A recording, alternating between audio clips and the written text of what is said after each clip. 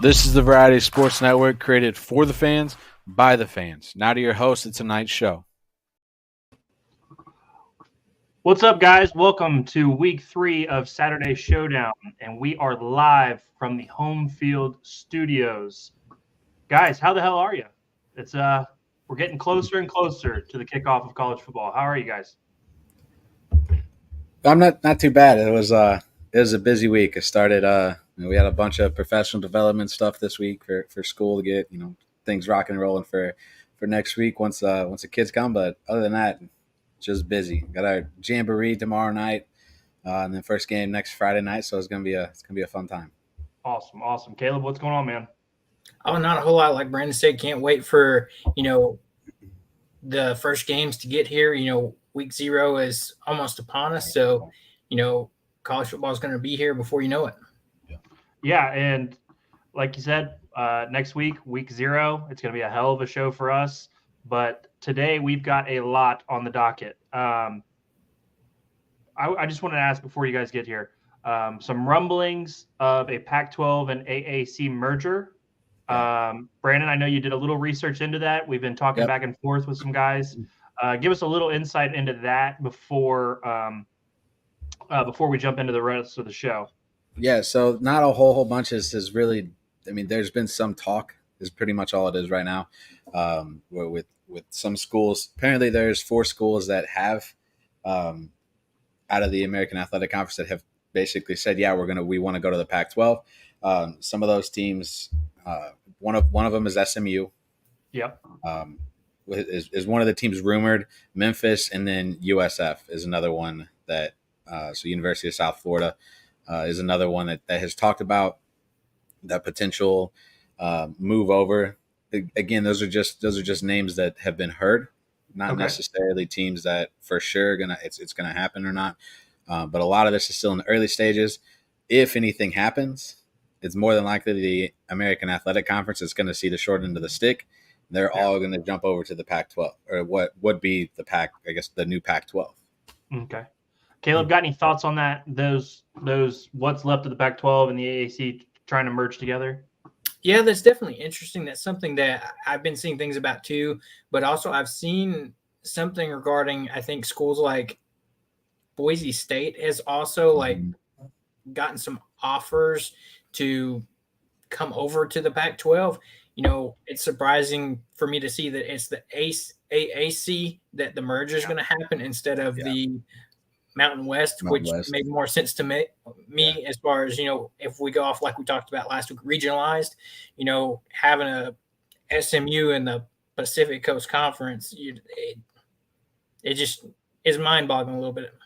Yeah, SMU makes more sense than USF, but USF has been terrible for years now. Like I thought it was interesting that they were involved just because of how poor they've been over the recent years. But obviously we'll keep that whole situation is fluid. We've been, talking back and forth with a couple people. So we just want to throw that out there that we've heard some rumblings of the Pac-12 AAC merger. Let's jump into something that we've a lot of people have been putting out their top 25s, top 10s, top 15s. Let's get into our top 10 teams. Caleb, go ahead and lead us off with your top 10 teams going into the season. Start at 10 for us and work your way up. Okay. So we'll start off here at 10. I'm going with Tennessee. They had a big year last year. I think they're returning a lot of key pieces. I think their question mark right now is their quarterback, even though there's been a lot of hype in the offseason for Milton, that he's got a big arm, big playmaker. So we'll have to really see once season gets here what he's made out of. And then number 9, I've got to go with Washington, a team we've talked about before that's got an exciting playmaker with Michael Penix Jr. leading that team this year. Mm-hmm. Number 8, I'm going LSU out of the SEC. They had a hot ending to last year, and I think Brian Kelly's going to have this team ready to go again this year. They got a returning quarterback, Jaden Daniels, a lot of talent that he was able to bring in with a recruiting class. And then number 7, which ultimately is this going to be a week 1 matchup, I've got Florida State. Okay. Then with number 6, I've got Clemson. They're always one of the powerhouses in the ACC. And then number 5, I've got USC coming in at 5. Okay. And then, led by Caleb Williams, could be a back-to-back Heisman winner. It's going to be a good season for them, I think. And then number 4, you've got Alabama coming in at number 4. Again, similar to Tennessee, they've got question marks at quarterbacks. Not sure really who's going to be starting for them week 1. Saban hasn't named a starter, but, they're one of those teams you can't really count them out just because of who they are and how, the tradition that they have there of having a top-tier program. Yes. Number 3, I've got Ohio State coming in at number 3. A lot of talent there. One of the top teams ending last year. There's just a lot of excitement around that program. Number 2 for me is Michigan. Another talented team that, Harbaugh's put together a real legitimate team with the squad there with J.J. McCarthy, Blake Corum, some of that receiving core. It's going to be an interesting season for them. And then for me, number 1, until somebody proves me wrong here and proves them wrong, I've got Georgia, looking to become the first, 3-peat champion in a long time. Right. Stat for you guys, because this was going to come up a little bit later with national championship predictions, but since you brought it up now, last team to 3-peat was in 1936. Do you guys know what team that was? They play in the Big Ten. It's not one of the top 3 Big Ten teams. They're usually. I think I saw something about this earlier. Is it Minnesota? It is Minnesota. Minnesota 3-peated in the 1930s, and they won, I think, in 41 and 42. They had like 5 championships in like 6 years. It's crazy. Wow. That's impressive.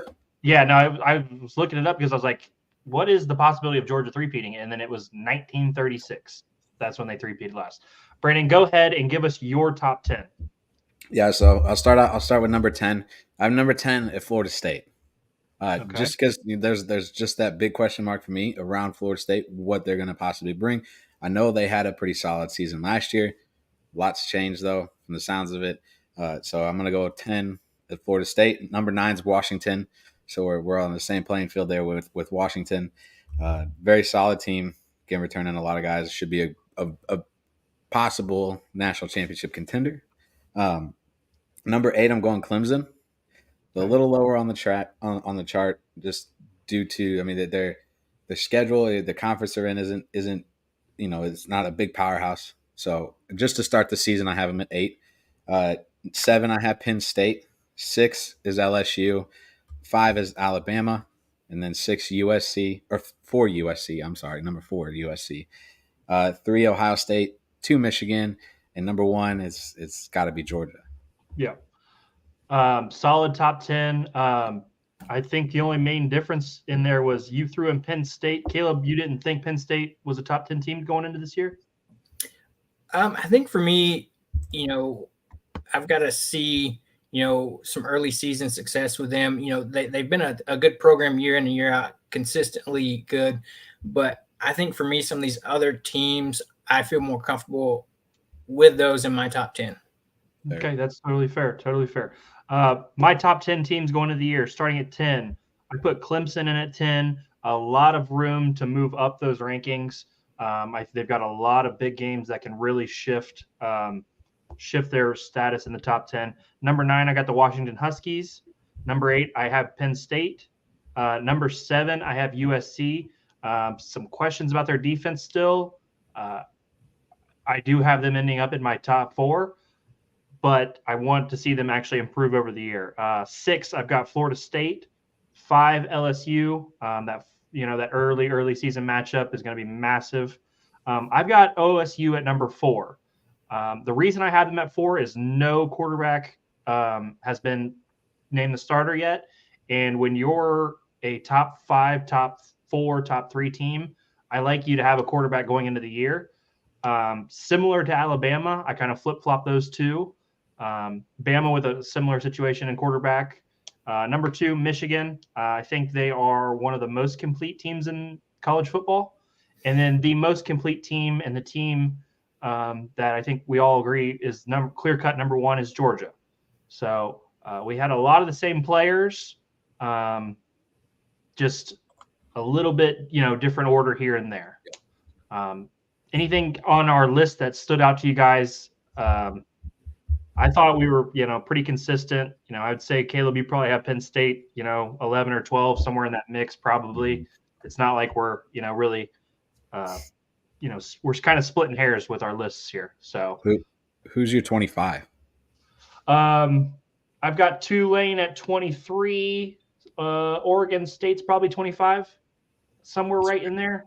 Okay. Off the top of my head, I have it written down somewhere, but probably Oregon State's probably right in there somewhere. I got Tulane at 19. Oh, do you? I like Tulane a lot. I think they're gonna. They could run the table and potentially be a team that gets a New Year's Six bowl. So yeah, good for them. Absolutely. I have Iowa at 25. I think Iowa's defense is going to be one of the top ones this year. It always is, but can they score at all? Right. Because without scoring, they're just a boring team. Like Iowa's great. They're great defense, but man, are they boring to watch on offense.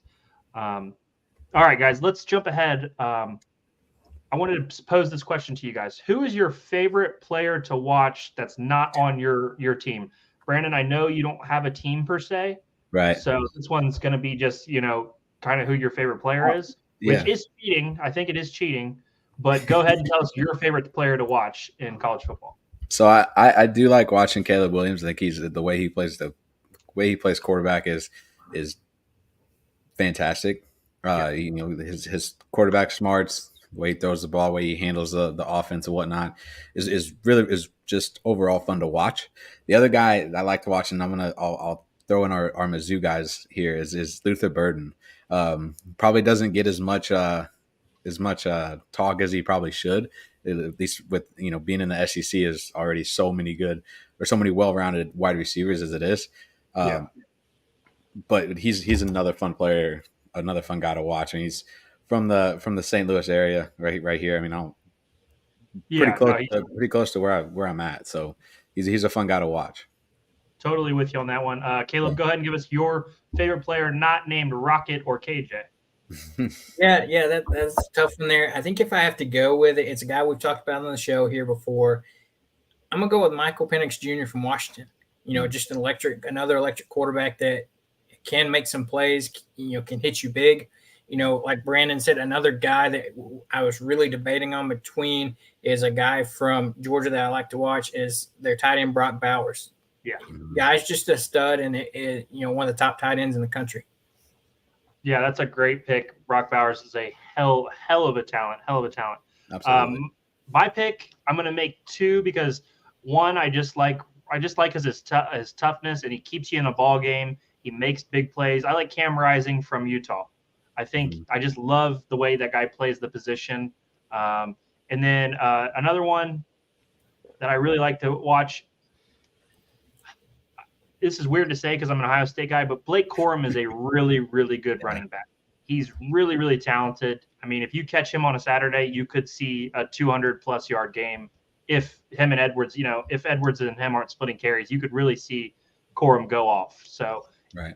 It sucks to say because he's so damn good, but he plays for Michigan, but really good player. So mine are Cam Rising and Blake Corum for players that I really enjoy watching. Go ahead, Brent. I got one more. So he's a freshman. I had the opportunity to be one of his coaches over at Hillsboro here in Missouri, but it's Austin Romaine at Kansas State. He's a linebacker. He's probably one of the smartest football players I've ever coached before. His smarts and stuff. I don't know how much playing time he'll see this year. There's a good chance that you'll see him on the field at some point, but it's a guy. He's super smart, super intelligent when it comes to reading the plays. He flies around. He's a great linebacker, and he's going to do pretty awesome things at Kansas State. Okay, let me ask you a question to pose against that. If he misses a tackle, can we blame you? No, we like to blame the poor coaching. Like, is that fair?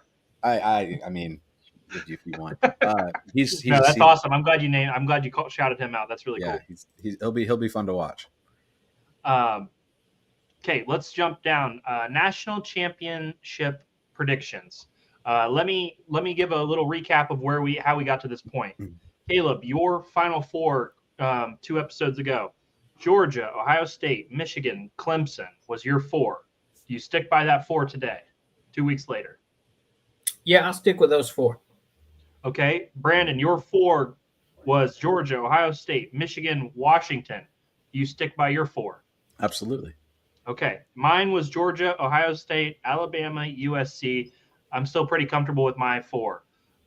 Guys, let's pick our champion out of those 4. Brandon, lead us off. Who is going to be the college football champion this year? So out of the 4 I have, it's hard not to. It really is hard not to pick Georgia. Repeat. I think you're looking at 2 Big Ten teams. They're gonna face each other right. The first round right there, 2 and 3, and you have Georgia who's going to take on Washington, who probably would handle Washington pretty easily. It's just how it is. I mean, those unfortunately for the Pac-12 teams, they don't necessarily do so well against SEC teams, just because of the strength of schedule and the teams that they're playing every week. Is almost a night and day difference between the teams in the Pac-12 and teams in the outside of maybe USC and Oregon. I don't have to pick Georgia. I don't know, out of the 4 that I have, that Georgia would be my favorite. Cool. Caleb, if you pick Georgia, you're an SEC homer. So go ahead and tell us your pick for the champion. Well, I guess that's what I'm going to have to be, because until somebody can prove it and knock them off, I've got to say Georgia. They're just on their own level right now with that program and what Kirby Smart's done with it so far this, the past few seasons, and coming over from that Saban coaching tree. It's just one of those things, like we said, until somebody comes up and knocks them off, I think they're going to remain at the top of the level there. I brought this jersey out for a reason. I'm not picking them to win the championship. I'm going to pick Georgia also. You guys reiterated both. You're the champ until you're not the champ no more. And I don't know who can beat them in a playoff scenario. I thought Ohio State, they were as close as you can get to beating Georgia in that semifinal last year. Mm-hmm. One of the worst field goal attempts I've seen in a while. It really, really broke my heart. But Georgia's that good. I mean, they are that damn good, and that's. I think we got to pick them until somebody can beat them on the field in a playoff scenario. One game for all the marbles. Really hard to beat Georgia. Mm-hmm. We've all 3 got Georgia. Not a lot of excitement there, but that's I feel like a lot of people are picking Georgia. So with the playoff, I don't want to rush a show or anything and have it done quickly too either. When it comes to the playoff expansion, so just kind of a mind thing right now. If the playoff expansion started this year, does Georgia still win national championship, or is there somebody that they could run into between then and then, or between the first game that they play in the championship round? So depends for me. If they're gonna if they're gonna do like a bye in the first round for the first 4 seeds, or how that's gonna work, because if let's just say Georgia's number 1 and they play, let me see who's 12 right now. If Georgia, we'll just base it off this. If Georgia plays Tennessee in the first round, I don't think Tennessee can beat Georgia. No. And then the second round, they would still get a favorable matchup. So really, until the finals again, I don't see anybody getting in their way. Right. And their toughest test last season was Ohio State in the semifinal. So it's just really hard to not know without knowing who the 12 playoff teams are to make that version. Caleb, you got any thoughts on the 12 team and where Georgia would stand if there was 12 teams instead of 4? I think it's just the same thoughts. You're thinking, I don't really see anybody as far as even that far down that's going to compete. And it's one of those things, even without, not knowing for sure who their quarterback's going to be, I think it's one of those situations where you could stick a lot of different people back there. And with that offensive line and the playmakers they have, it almost isn't that big of a factor on, compared to other programs that would rely on an absolute talent at quarterback to lead the way. Yeah. Yeah, it's not – Georgia's not USC that has Caleb Williams have to do every single thing for them to be even, in the conversation for playoff.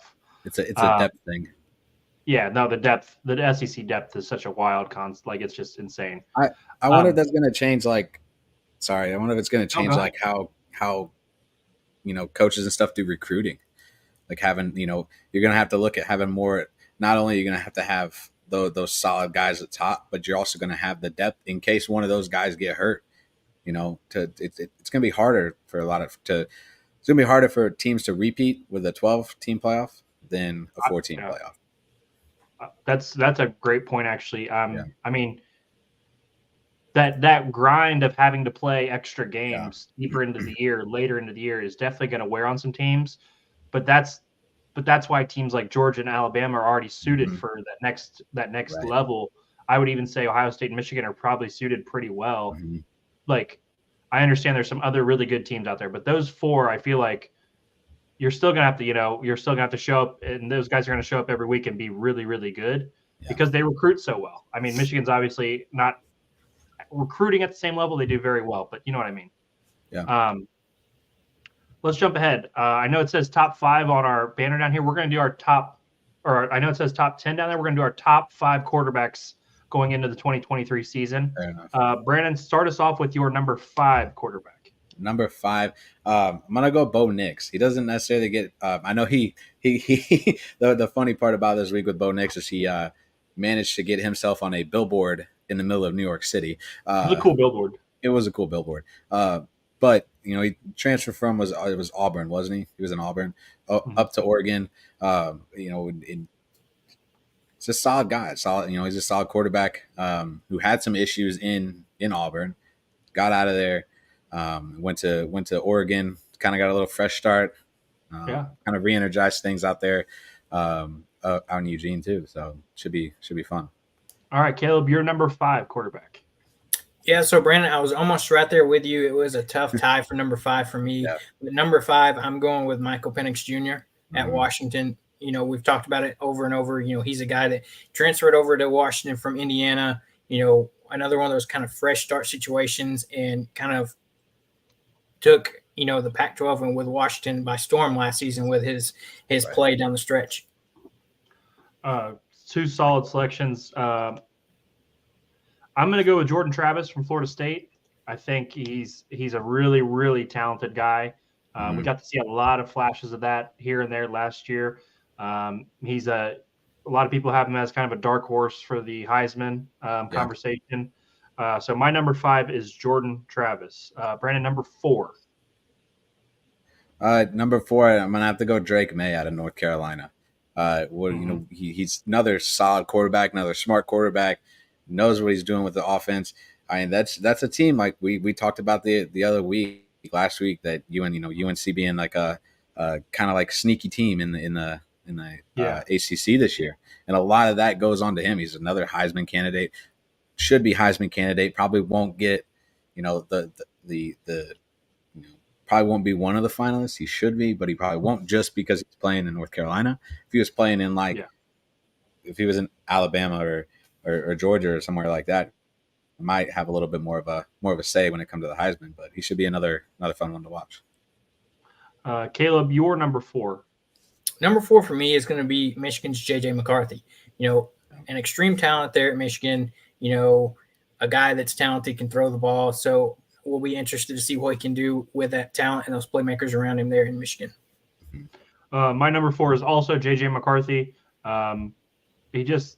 He's gotten a lot better. If you watch him from the beginning of last year throughout the year, the guy's really turned into a hell of a football player. Played an incredible game against Ohio State. I got J.J. McCarthy also at number 4. Brandon, give us 3. So 3, I'm going to go with J.J. McCarthy. Because again, he's their guy in Michigan. He's proven it. He proved it last year that he's a good quarterback. Through in and throughout, from start to finish, he's going to be there to try to get Michigan a national championship. That's a solid pick. Caleb, your 3. My number 3 is I've got to go with my guy KJ Jefferson. You know, he's going to be the heartbeat of this Razorback team this year. Yeah. And I think a lot of people are severely underrating him, you know, especially with the development he's had with new OC Dan Enos. You know, he's really been able to see an improvement in his game, and he played so well last year. I think the key for him down the stretch this season is going to be staying healthy.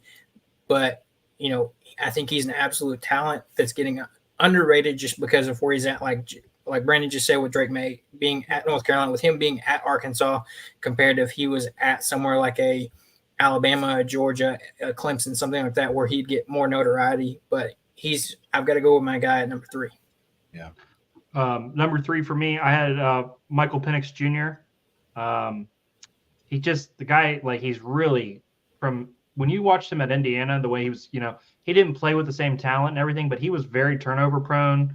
And then when he's come out to Washington, that guy can sling it. He puts up big numbers. I like the way he's developed into a quarterback that you can really trust and really could lead Washington to newer heights. Mm-hmm. Really impressed with Penix Jr. Brandon, number 2 on your list. He's number 2.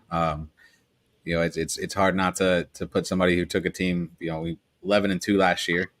You know, and then they were, was it 2 years ago they were in the college football playoffs?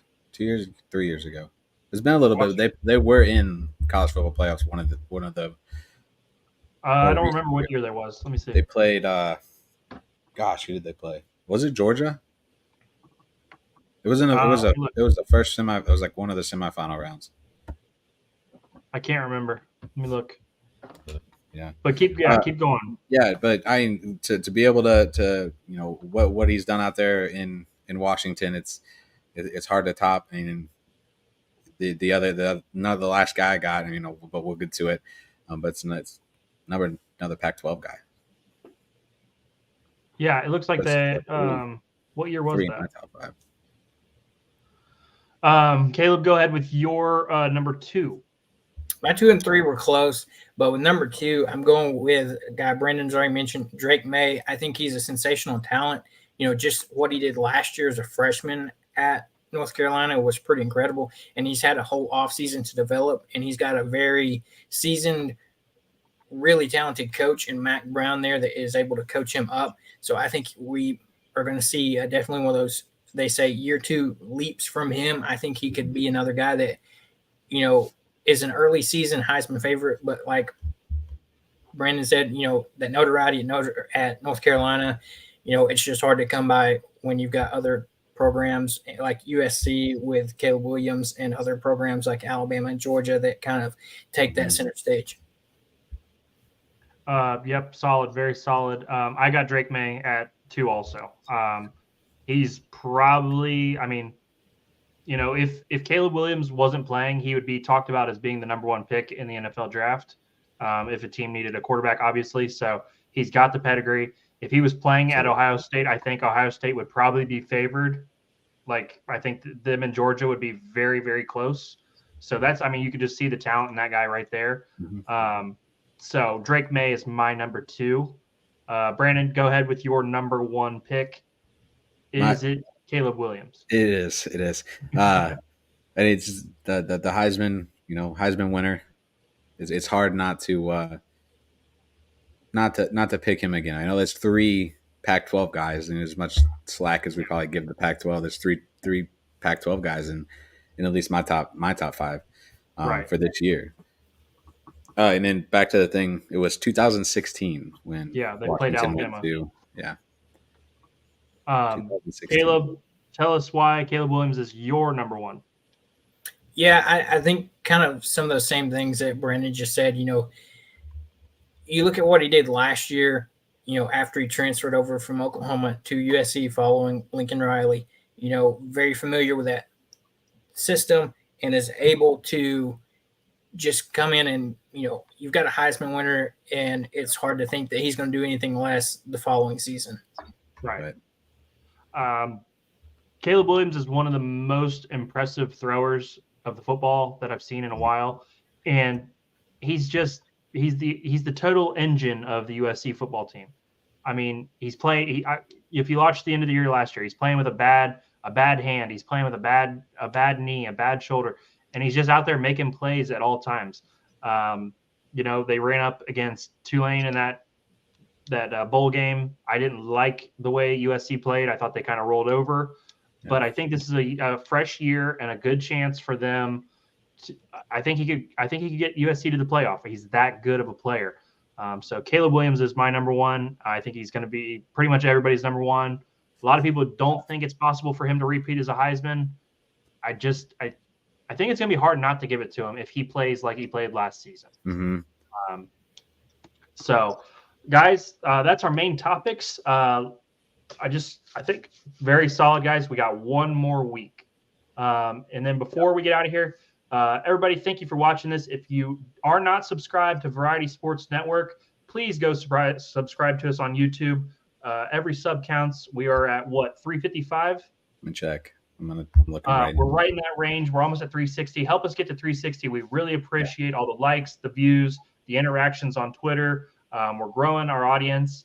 And then if you guys need any apparel, please visit HomeField apparel.com. First-time buyers get 15% off if you use the purchase code Variety Sports, all caps at checkout. So make sure you give our sponsors a little bit of love. And then Brandon, you got something else before we get out of here? Yeah, no, I'm loving the Thursday night wars. It's fun. Okay. Already knocked out a show earlier today from the fantasy football show for the win, and our Out of the Falcon Mine guys, I'm sure probably knocked it out of the park again. 7th inning stretch is going also right now, so make sure you check that out too. But yeah, we appreciate the views, the likes, the watches, whatever you're doing. Make sure you hit that subscribe button. We got tons of stuff coming your way. We're just getting started. Yep. Great job, guys. Caleb, anything before we say goodbye to our audience? Yeah, a quick question for you guys. If we expanded this top quarterbacks to our top 10, do y'all have KJ in your top 10? Here, look, yeah. I know it's hard to see because my notes are so scribbled. I had KJ or Jordan Travis right here at 5, and I had to make a decision because I knew KJ would get love from you, so I left him. I left him off just because I knew. I think he's phenomenal. I think he's the best quarterback in the SEC. It was a really hard choice. I just knew he was going to get love from you, so I wanted to put somebody else in there that I didn't know if anybody else would pick in our top 5s. Mm-hmm. But yes, KJ, fantastic player. Can't wait to watch him on Saturdays. Can't wait to talk to you and you be excited about how he's playing throughout the year. Yeah. So, guys, that's a show. We will see you guys next week. Next week we get to make some picks, week 0. Please like and subscribe, Variety Sports Network, and we will see you next week.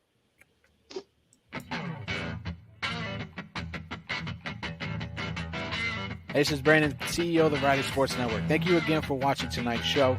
Best way you can support us is by hitting that subscribe button, that like button, and hitting the notifications so you don't miss out on the next show right here on the Variety Sports Network.